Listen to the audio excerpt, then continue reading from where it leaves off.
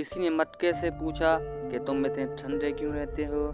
مٹکے نے مسکرا کر جواب دیا، جس کا ماضی، حال اور مستقبل سب مٹی سے بنا ہو تو وہ تکبر اور گرمی کس پر کرے گا؟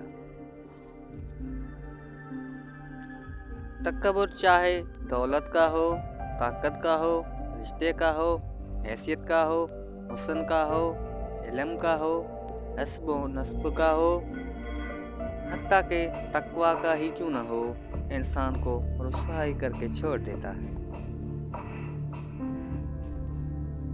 دولت اور عہدے انسان کو عارضی طور پر بڑا کرتے ہیں، لیکن انسانیت اور اچھا اخلاق انسان کو ہمیشہ کے لیے بلند درجے پر رکھتا ہے۔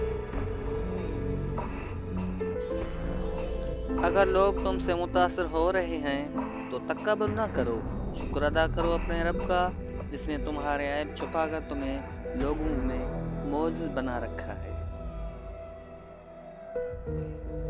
تکبر کے موسم میں سازگار ہوائیں نہیں چلا کرتی۔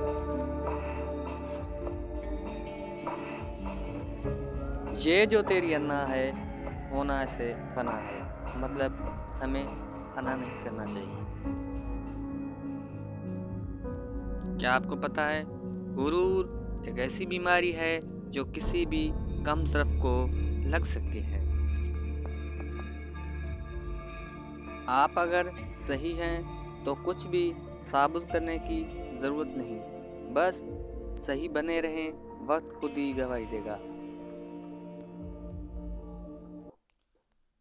اگر تم اپنے تکبر کو توڑنا چاہتے ہو تو کسی غریب اور مفلس کو سلام کیا کرو۔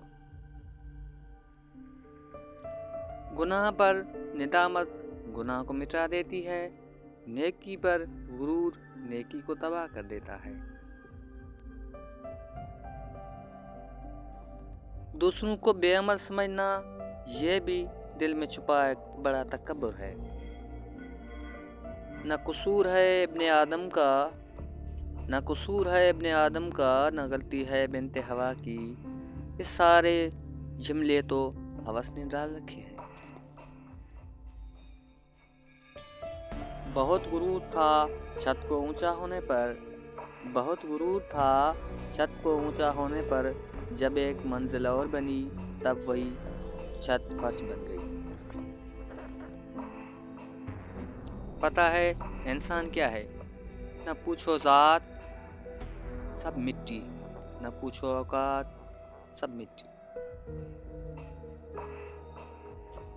انسان کا مقام جو بھی ہو اسے غرور نہیں کرنا چاہیے۔